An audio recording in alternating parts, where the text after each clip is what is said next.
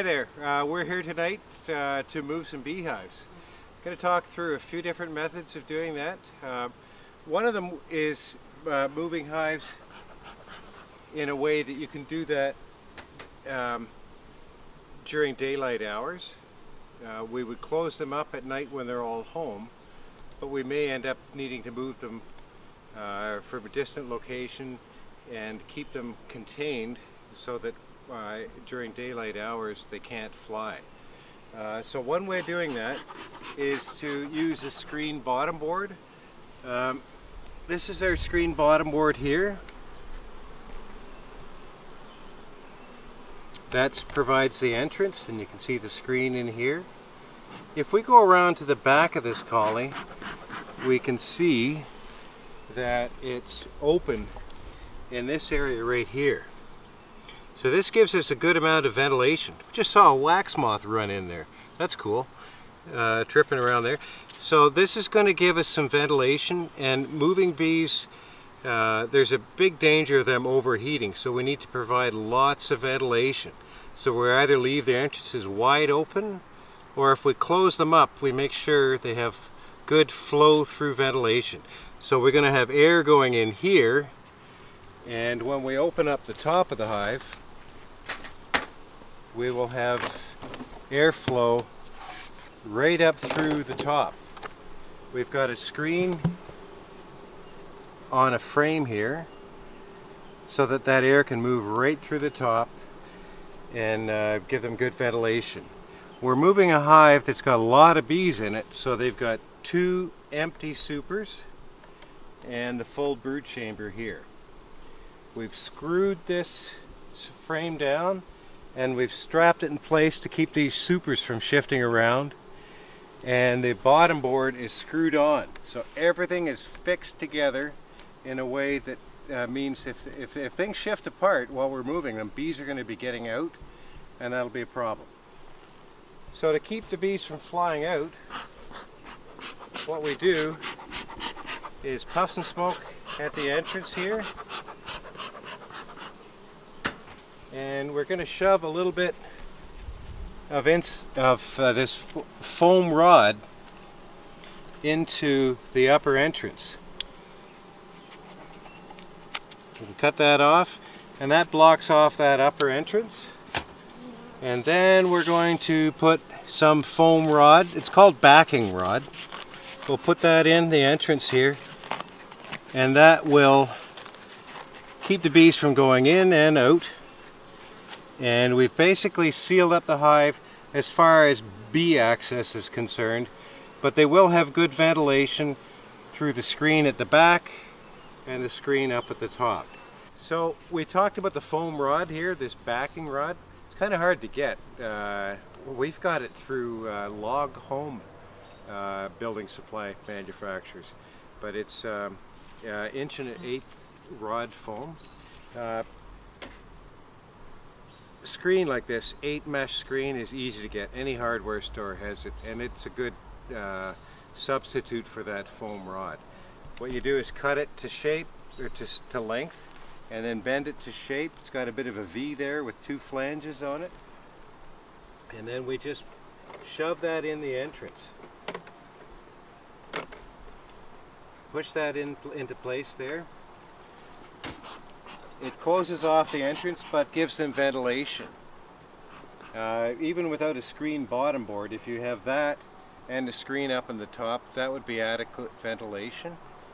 But the problem with these push-in screens like that, it's really tough to seal bees in. But that is one alternative there. Now we're going to go back and we're going to move some hives that won't be screened in at all. We'll just load them up on the back of the truck. If we do that when it's dark and we unload them when it's dark, if they need to get out of the hive and ventilate, they can do that. They can pile up on the front of the hive, but they never overheat if they have full access to their entrance. But this is just a way of doing it if you need to move them inside a vehicle, or if you need to move them where daylight hours are involved with that move.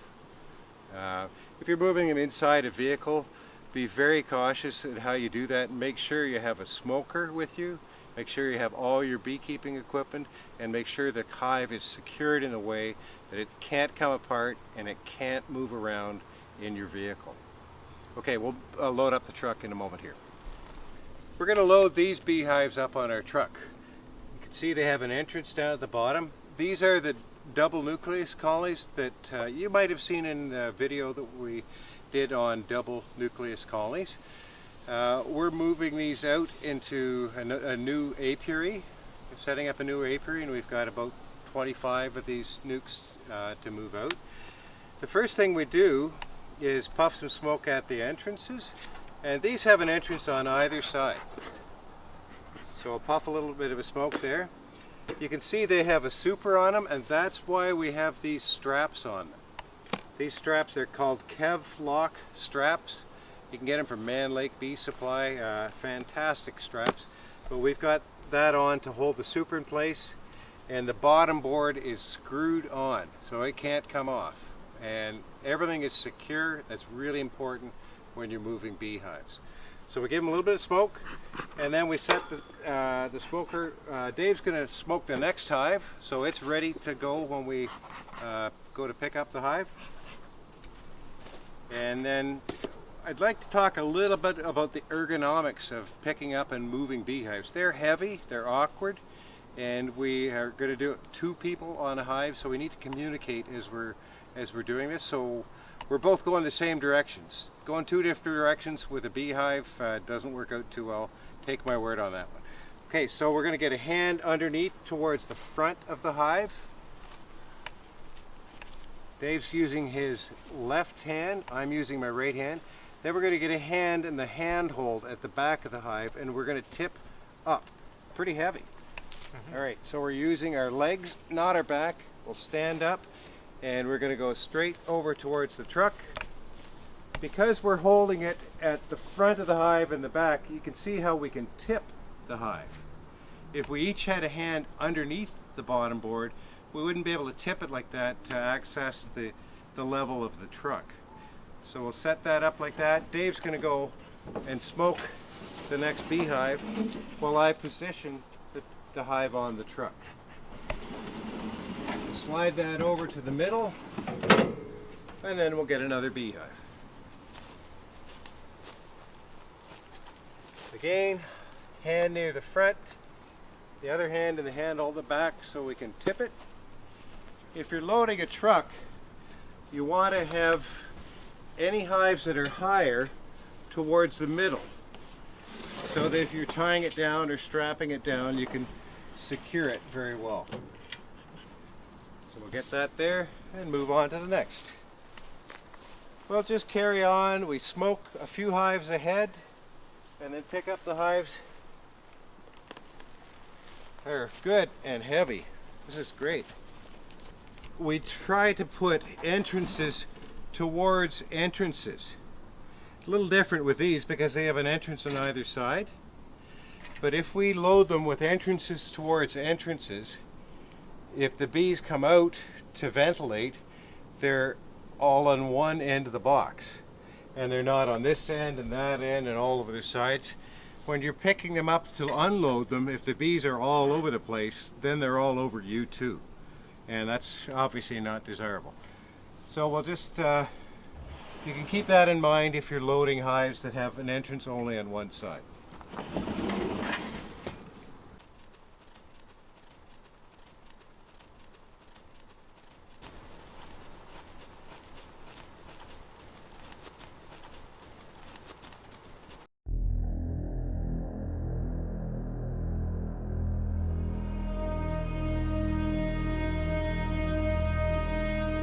Hi guys.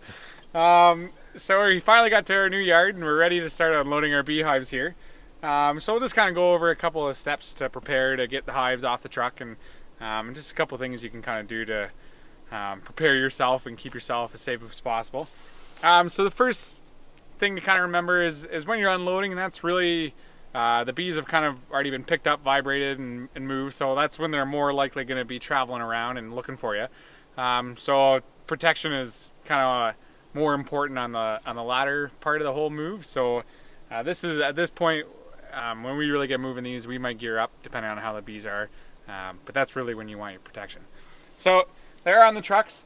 And the first thing to do when you're starting to unload them, these bees have traveled a little bit and they're starting to kind of wander out now that the truck has stopped. So we actually, the first thing we do is start a smoker and then puff smoke down the kind of the alleyways, the corridors we've kind of created where the bees will be.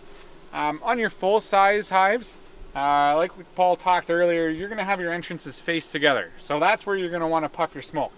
But again, like you saw earlier, on these double nukes, they have entrances on both sides. So we're just going to go along, puff smoke in all the little corridors, just getting all those bees back into their entrance. And we might do that 2-3 times. Now, a lot of this is going to depend on the temperature you're moving these bees in. So the warmer and the more humid it is, the more patient you're going to have to be with your bees. And the more protection you're more than likely going to have the hotter it is. So of course we decided to do this on one of the hottest nights, and we'll see kind of how that goes. The only other thing to notice is we did keep these lids on when we were moving them, and that kind of forces an air gap in between the colonies, so they're not slammed up against each other. That's really important just for ventilation. So we don't have these bees close in, and they're allowed to kind of crawl out as need be, just so they have a little bit of air. So I think that's all the little pointers for moving them. The only last one is the truck or the car if you have that. We have it off here just so we can talk and do our little bit of filming here. But normally when we come to a yard and we're ready to unload, we actually keep the vehicle on. And the reason for that is just the vibration effect of the vehicle. It tends to keep the bees a lot calmer. So when we actually get going, we will turn the truck back on, just to, again, kind of do everything we can to keep them calm and keep ourselves safe, so then we can move them. And we'll get going at that right now. We're ready to unload here. As you can see, I've got a red headlamp on. That gives us the ability to see. Bees can't see the red light, so they won't come out after us. We don't use white light or they'll be all over us. So we're going to pick them up just the same way we did to load them. They've already been smoked, they're nice and calm, and we're walking over into our brand new bee yard.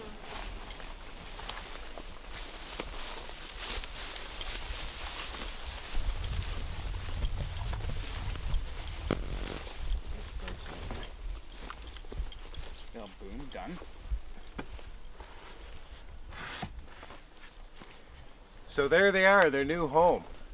They will reorient come morning. They'll fly out slowly, reorient to the landmarks, and there's an alfalfa field coming into bloom just over on the other side here. So good night, girls, and good luck.